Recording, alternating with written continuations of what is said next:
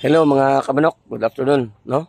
So, maraming natatanong sa atin kung ano daw ang mga materialis ating ginamit na mga broodhen at saka pullets. So, ipapasyal ko kayo dito sa ating range area, no? Na kung saan dito ko na rin nilagay yung mga broodhens natin. Ayan po. Ayan po dito po ang area natin na napakaliit lamang, no? Importante ay meron tayong area na papaglalagyan. Thank you po. Chris Backyard po ito. Hello mga kamanok, ito po yung ating mga broodhen. Yan po ay isang hats, pure hats po yan. Ito naman ay isang Boston. Ito yung isa ay 5K sweater po. At itong panghuli ay Boston din yan siya. So yan po ang isa sa ating mga nagagandahang mga broodhen po ng Chris Backyard po. Ito naman po ay isang Maclean, pure Maclean po yan. Ayan, mula po yan sa ating mentor kay Engineer Aguirre. No, actually lahat dalos ng materials dito ay galing sa kanya. Proud po ako na magsabi talaga. At totoo naman po, no?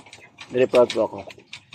At ito naman po yung ating napakagwapa na Golden Boy. Ayan, pero hindi pa magamit, siguro mga next month pa ito magagamit. Golden Boy po yan. Ayan po. And then yung kasama niya, isa din itong Golden Boy. Ayan po siya, ayan. Ayan po. Ang ganda. Ang gwapa po, ayan o. Golden Boy din yan siya. Ayan. Papakita ko sa inyo lahat yung aking mga gwapa na mga broodhen at saka pullets. Ito din po ay isang Golden Boy.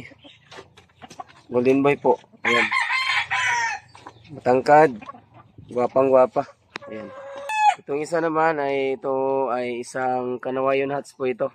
Ito naman po ay isang hatch. Ayan po.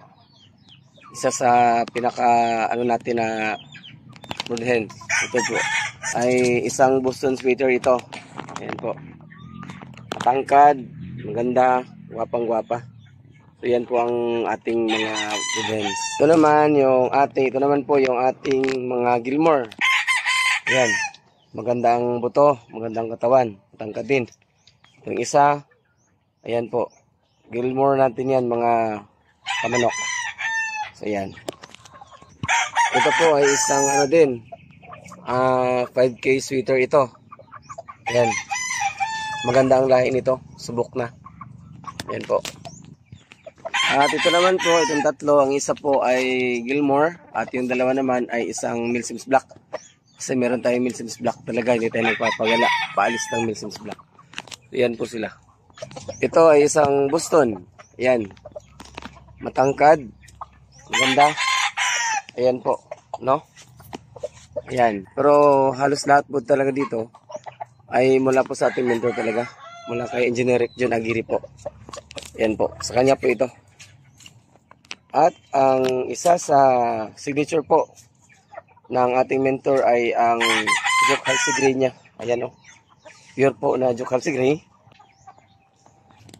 At isang Milsims Black. Matangkad. Bilog yung katawan. Gwapang-gwapa.